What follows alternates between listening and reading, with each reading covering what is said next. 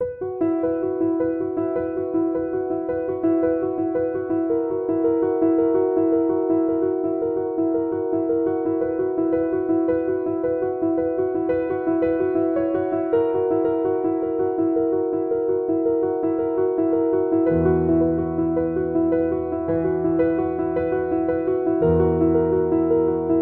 issue of me telling students about my religious background is interesting for me because I frame that question in part by thinking about why I'm teaching about religion. So I might be teaching about religion on the one hand because I'm interested in teaching students how to be religious. On the other hand, I might be teaching about religion because I'm interested in giving students perspective about a very wide array of religious experiences and even problematizing that category of religion. I tend not to do a lot of teaching that's concerned with or invested with teaching students how to be religious. I'm much more interested in teaching students how to, on the one hand, problematize the category of religion and to problematize that category so that they will be amenable to thinking about religion in a wide array of historical contexts and situations and times. And so when I've been asked what my religious background is or has been,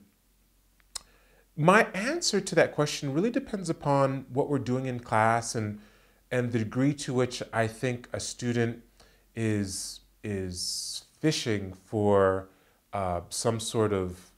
background on my behalf. And there have been cases where I've told students where it wasn't really important to what I was telling them. And there have been other cases when I felt very comfortable in telling students the various kinds of religious experiences that I've had, and it's an interesting question also because, you know, if students want to engage whatever material I'm giving them from their own personal religious experiences, I think that is very useful for me,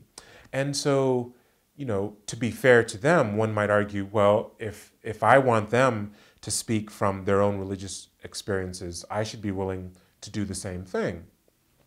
And, you know, I think that there's a lot that can be made for that argument. But in a class like the African American religious experience, for example, one of the things that I would not want to happen is for students to think that because I'm an African American, that I am speaking for all African Americans, or that my authoritative voice in the class is derived from my personal experience rather than the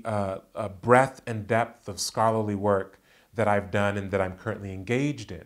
And because, you know, I think for a student who might not be of whatever, who have had my religious perspective, if they know that, they might automatically assume that if they have not had my set of experiences, that means that in some way I'm going to be biased towards whatever they have to contribute. And so most of the time I tend to avoid that. One, again, because I'm interested in giving students perspective about a variety of historical perspectives, even within, you know, an African American religious experience. And I would never want students to feel as though I have a particular agenda that they need to fall in line with.